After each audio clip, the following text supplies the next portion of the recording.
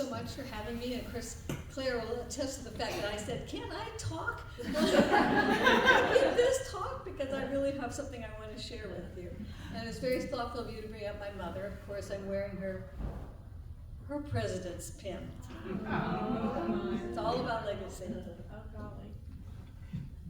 You want to go to the next one? That was wrong. Okay. So, of course, the emphasis I'm going to make is something that made me, truly, and it's the branch and individual member grants that are given out by AAUW. So Goleta Valley branch, as Claire said, started the year we moved to Santa Barbara, to Goleta Valley, and it just was never a question in my mind. I belong, this is why I went to college, this is what my mother did, this is what I'm going to do. And it's just something that happened. The most significant thing for me was friendship, and then the intellectual aspect of it, of course. Well, Goleta Valley branch had wonderful activities from the get-go, and we had a group called Child Study Interest Group. And that would mean we all had little ones at home, and we got out at night and got to talk. And one of the things we talked about, of course, was how wonderful being together was. And this was something called social support. We didn't know it at the time, but that's what we based everything that my legacy really is about social support, and starting about AAUW. And I have in my hand the application, the guidelines for being able to go for one of these grants. And we followed this guidebook, and we had applied for, and that's I can't stand it because I can't see what you're seeing. Okay. This was 1971 that the AAUW was saying, "Come on, members, this is for you. We have money for you, besides these enormous fellowship opportunities to get your PhD." And so we did it as a branch, and we were real, I like to call us uppity girls, we really were. And you can see what the idea was, to increase opportunities to assume effective and more responsible roles in our own communities. And so we did that, and if anybody wants to see it, that's there. And we decided to go for a grant of $500 and start something called Postpartum Education for Parents, and it's called PEP.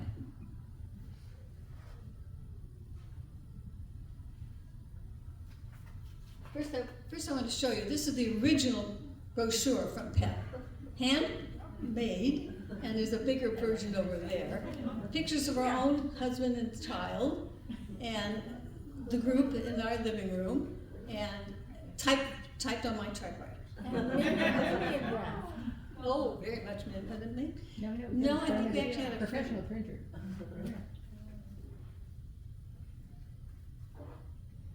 So why PEP?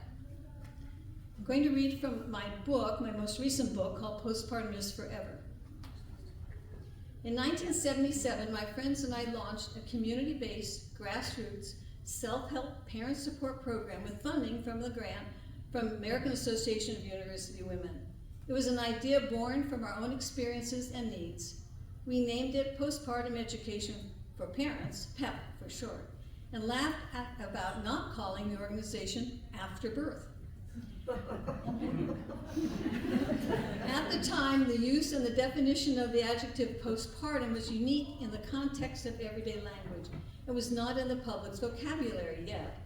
PEP was designed to carry on where childbirth education left off, with the arrival of the baby. It was a simple premise that new parents need emotional support.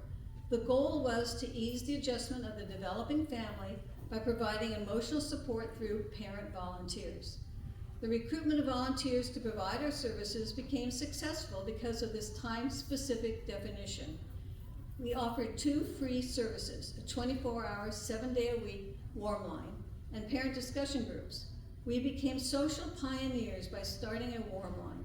The idea originated from our confessions that there were moments after becoming first-time parents that we might have called a hotline in town, but we never had the nerve to do that. There was such a stigma to the thought that we were in any type of crisis.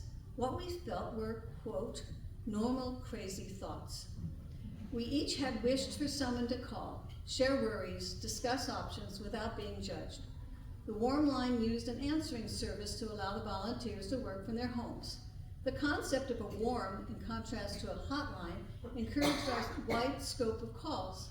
Our intent was to be as non-threatening as possible so that parents who would not call a stress line would feel comfortable using the PEP warm line. The volunteers were trained to refer the parent to a specific agency, a doctor, or other professional.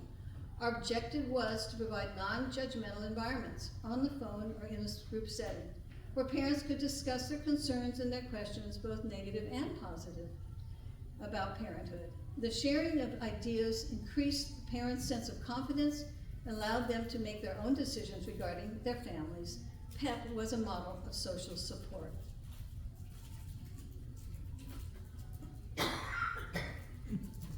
I put this up here because PEP has always been about more than just that first year that you bring the baby home and you're struggling to figure it all out. It lasts forever.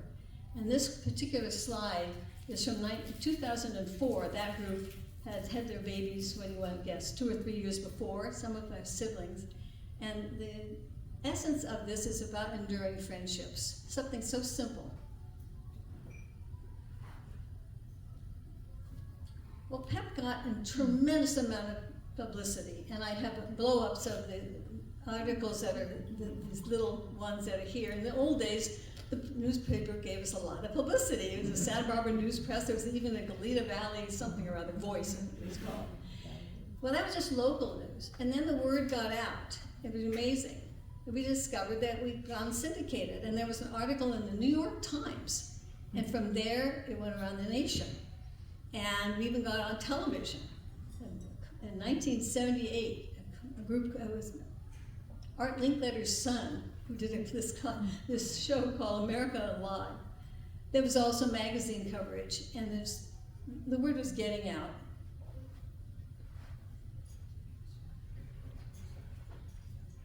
So what was the reaction to all that publicity? It was tremendous. My home address was given out in many of these articles, and the mailman was bringing bags of mail from all over the place to my home. And I'm going to read to you now a few of these quotes that I've kept from all these years. It really started in 1980, a little bit earlier. I'm going to read from a book that's the result. This is published now and available, but it's based on what the founders wrote, called How to Establish a Postpartum Parent Support Organization in Your Town. Something really catchy. But it got picked up by a famous woman professional who wanted to expand on it. It's a workbook. It's to fill in the blanks on how do you do this if you want to do a PEP in your community. And the title is better, Community Support for New Families. These are all quotes. I find myself wishing there was such an organization in this small community in Indiana. I have a 6-year-old and now a 4-month-old. I went through a very traumatic experience when my first was born. I was very frightened and depressed. I would have given anything to have the reassurance of a group of parents as you have described. It took me a long time to understand that my reaction wasn't so different from many other parents. I felt very different and isolated. I could have used some sympathy generated by your group 5 months ago when our son was born in New York. The lack of the extended family is greatly felt when parents arrive home with a newborn. Your words could not have more aptly described my feelings following the birth of our son in Connecticut. How I wish that I had had support that unfortunately my husband was not able to give me during that particular difficult first few months. Perhaps being able to talk with other parents would have alleviated some of my confused and helpless attitudes, how inadequate I felt and sometimes still do. We became first-time parents 7 months ago in Washington, and the problems and the questions we faced seemed insurmountable at the time. If an organization like PEP had been available, it would have made the transition to parenthood a lot easier. Then those are obviously the hearts of parents, right? The next few I'm going to read are from professionals. We are getting ready to tackle the job of establishing a 24-hour phone line in Missouri, and perhaps your group can help us to avoid some pitfalls. I will have the opportunity to revisit couples from my childbirth classes. I would like to have information on establishing parent support groups. I'm excited about PEP and intend to explore developing such a program in our area, that was Rhode Island. And last, there's a group of concerned parents in Iowa City area working on developing a support group for new parents, and we are familiar with your warm line. I feel strongly that we don't need to reinvent the wheel and can benefit from experience other communities have had.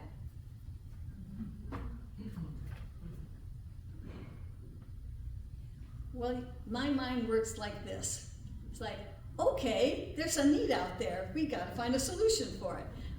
AAUW, we can get another grant. I had noticed that in this little guidebook, I could do that for myself. It was 1980, and in response to this obvious need in the nation, I thought, why not? And I applied for and got $576. And to prove it, I still have the slip.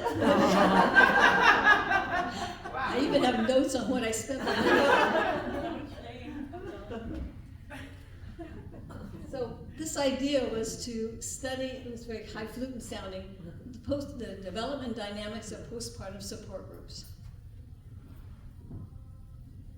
Well, again, I thought of this as a first step to, well, maybe there could be some kind of network, some kind of national organization. Now, there were certainly models of that for people who worked in professions, but remember, PEP was not that defined like that. We are peer support, community-based, we were all volunteers. Is there anybody out there doing something similar? Let's find out.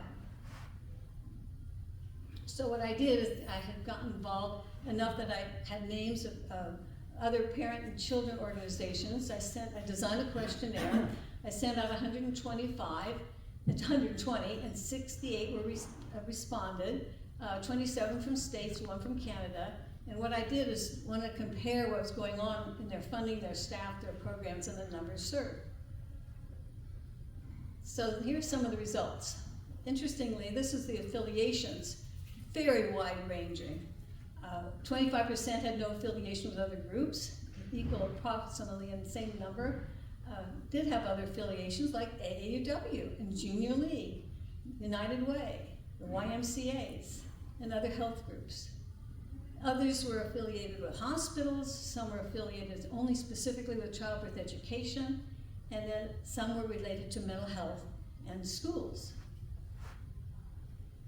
And again, a wide range. This is national and random, but the annual budgets you can see is ridiculous, from $50, which was like $500 per PEP, all the way up to $1 million. And those are the groups that were the national Ys and people like that. But most were under $10,000. The number of clients, also the same idea. You get a few people together, they're doing the same thing as a big multinational kind of a group of 20,000, but most were under 1,000. But the key here was that they were serving the needs of pregnant and new parents. And that was unique, because up until this time, again, you have to put yourself back in the 70s, or those of you in the back, maybe your mothers can relate to this, or your grandmothers. But there was nothing for you after you had your baby. So then I had that aha moment. And what happened next was a phone call. And my life changed just forever at this moment when Carol Dix, a journalist who was researching for a book on postpartum depression, telephoned me. She wanted my help in distributing a questionnaire to new parents and found PEP in her search for contacts. Our conversation made me realize how little I really understood about depression. She introduced me to Dr. Hamilton, a psychiatrist in San Francisco, who was a leader in the postpartum mental illness area. I explained PEP to him.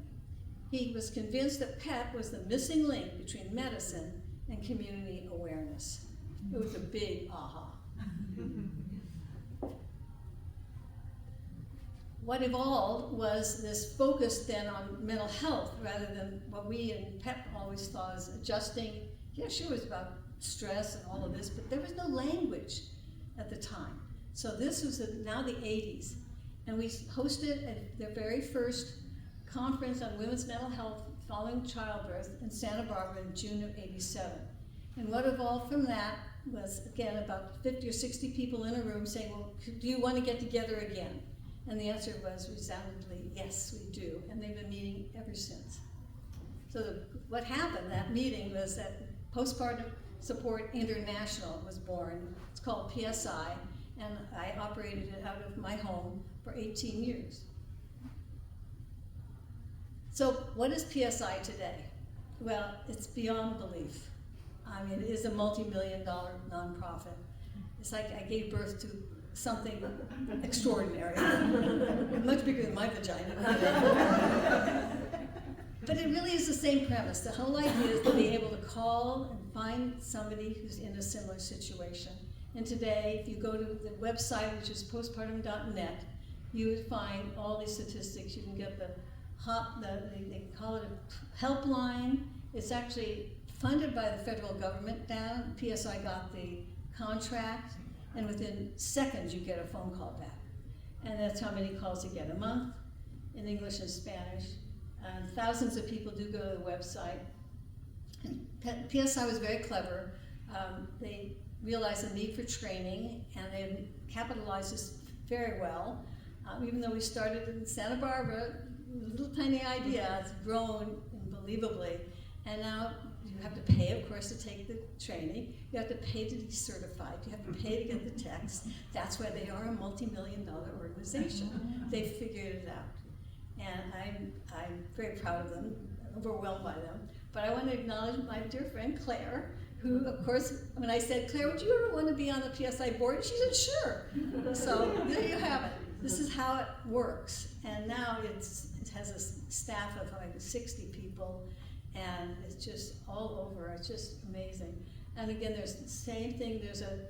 You can call in and get linked to an expert, or you can speak to other peers and find peers, both for males and females, and all genders, and in English and Spanish. And then there's all these. If you go to the website, you'll be overwhelmed of the magnitude and the diversity of the organization. It has state chapters, and I was very proud. Last week I sat and listened to the California PSI chapter. And it just makes me very giggly because they just do so much, and they're embedded now everywhere, and I'll tell you what, we still have the same number of problems. We really have not made that much progress in terms of helping the multitude of people who need it. But they still have their annual conference, and it'll be in Washington, D.C. at the end of July. And I'm just waiting to find out whether they've accepted my proposal to speak on grandparenthood, because that's my passion right now. So what is PEP today? And before I go through this list to say that it is exactly as we started it, it's wonderful, I want to acknowledge a legacy family that's sitting at the table right over here. Carol Fritz and her daughter, Kate, been volunteers. Also sitting next to Carol is Nicole, who's a PEP volunteer as well. I don't think there's anybody else in the audience. I don't want to leave anybody out. But Carol and I and her husband, Paul, we were all volunteers in the 70s. And we knew Kate when she was a baby. And then baby Kate had a baby, and Fritzy, and Alex, she and Alec also volunteered for PEP. The beauty about Carol's husband, Paul, you can see there's something called Baby Basics. We added that service. We actually, when you're pregnant, what the heck, maybe you've never even seen a newborn. You go to a PEP class called Baby Basics, and an infant is bathed in front of you. Sometimes it's the first time people have seen a baby naked, being bathed.